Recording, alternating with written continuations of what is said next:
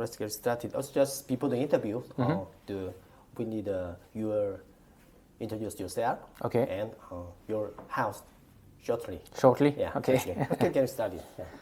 We can start. So, okay. So the house, the Drappier house, is a family business. From the 12th, we have some cellar from the 12th century. But the first in the family who was working in the vine was in 1108 in the family. So I am the 8th generation. My grandfather is still working with us every day. My father is the big boss. And I'm now working with my sister and my brother in the business. I'm taking care of the vineyards and doing the vinification, so preparing the wine until the sales, and my sister take over and manage the labeling, the drawing, and the sales. So that's the way we are working together in the family. So now you care about your reputations also, yeah? Yes, exactly. Yeah. Okay, so we have 12 questions for the wineries. The question number 1 is, what types of wine are famous in this region?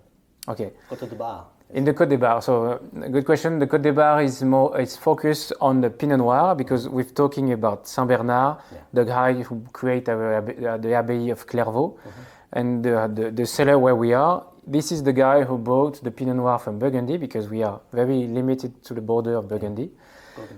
So yeah, exactly in the northern part of Burgundy. So he brought it with him the Pinot Noir. So the Côte d'Ivoire is focused on Pinot Noir.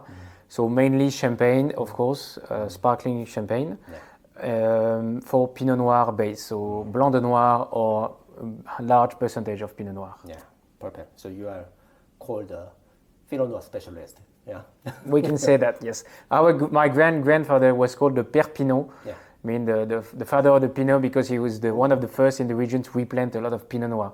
He was focused on the Pinot Noir, so even the reputation of the family is focused on the Pinot Noir. Yeah, okay, good. The question number 2 is, what wine does your winery specialize in? It also Pinot Noir, and so you're specialized in? So the Drappier family has been working, of course, in Pinot Noir.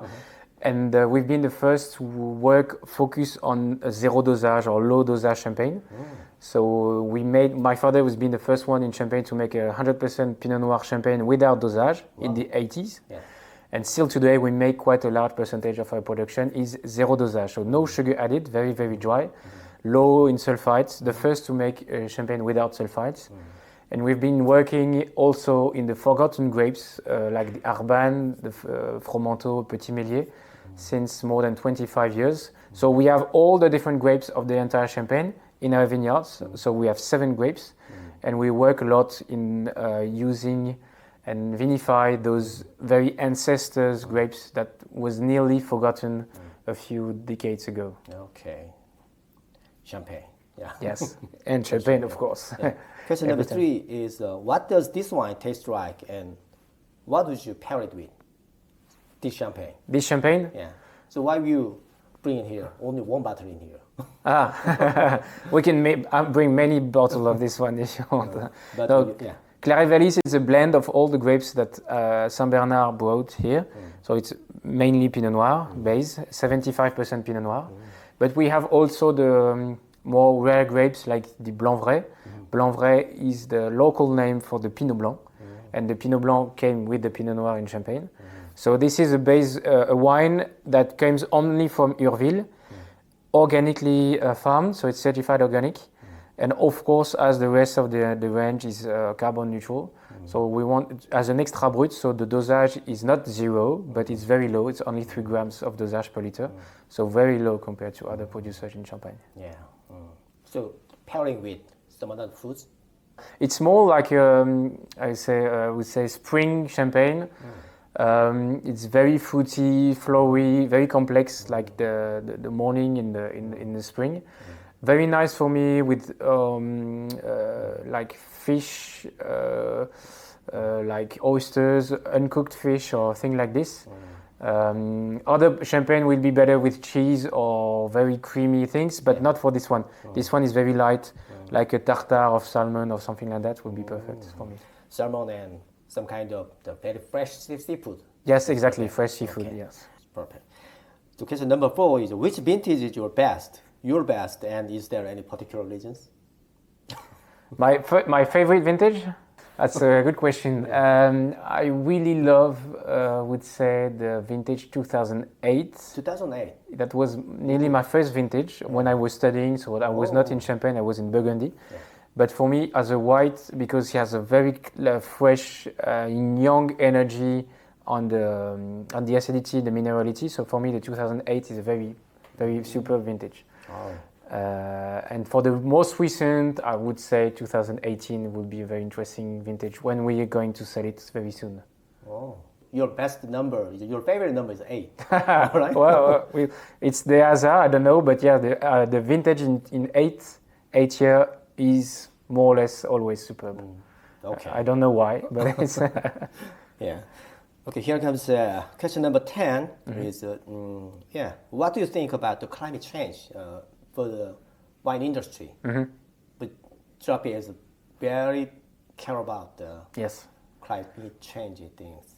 Yeah, this is a long. There's many things to talk about it. We've seen we are the direct. We feel the direct consequences of the climate changing. 잠깐요. We've seen the harvest coming more early, more sun, so more alcohol in the wine, more sugar, less acidity, and we started earlier and earlier the harvest to make it not too overripe. So we've seen directly the global climate changing, and so that's why we're working on the carbon neutral footprint since nearly 20 years. For now, the wine, let's say, has benefits. The global warming has benefits on the quality of the wine. But if it goes too far, we might have champagne with less acidity, too much heaviness, and so it's a big issue for champagne. Yeah. I don't know exactly. I'm not sure how about it's going to be, how the wine will looks like in a few decades. But you're the best leader of who is overcoming the climate change things. Yeah. That's why we've been working in it since a long time.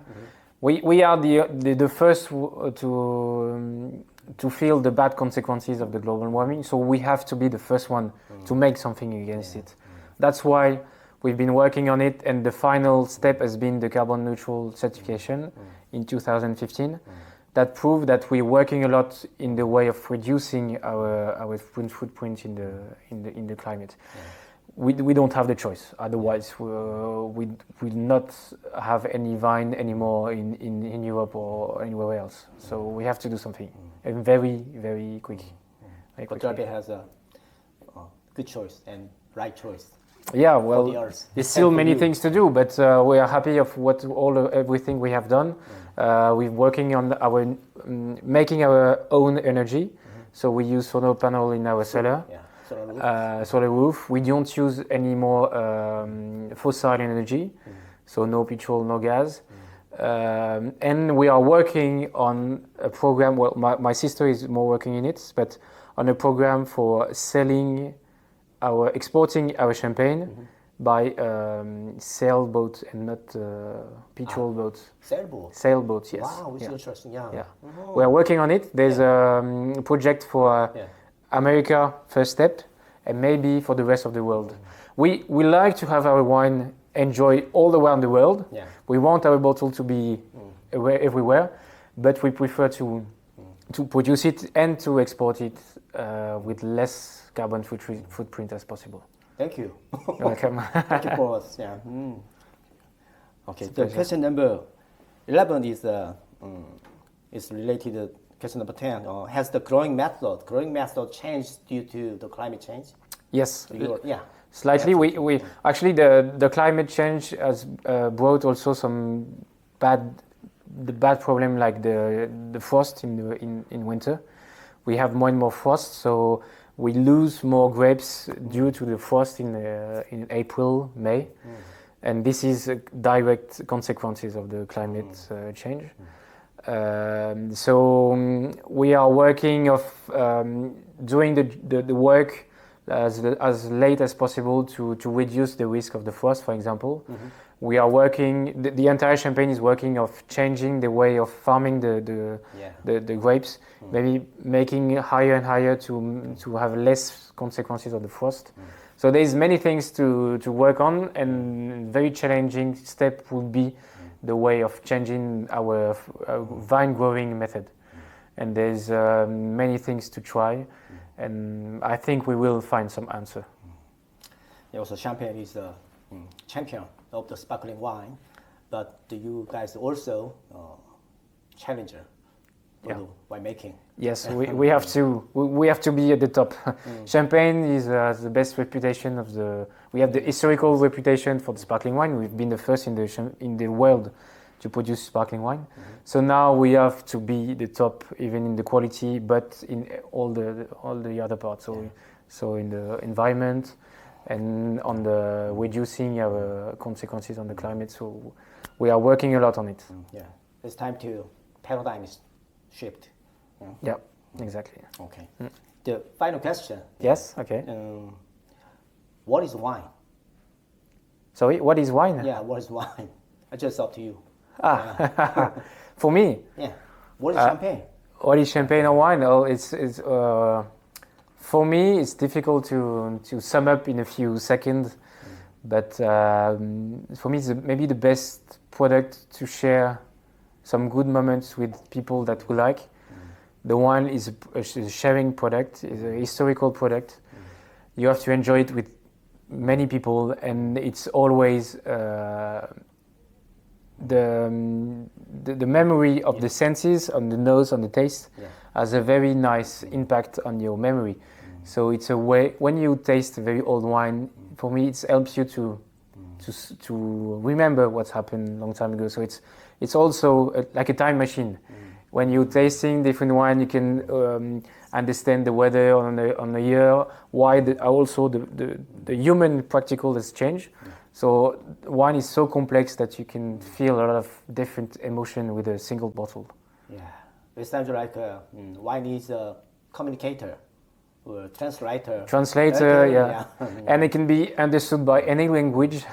There's no language barrier. So it's good. That's nice. Good expressions. Yeah. Thank you. You're welcome. Okay. Here is the. So cheers. Thank you. Okay, Thank you very much for visiting. Thank you. Yeah. Cheers. Thank you. Cheers. Cheers.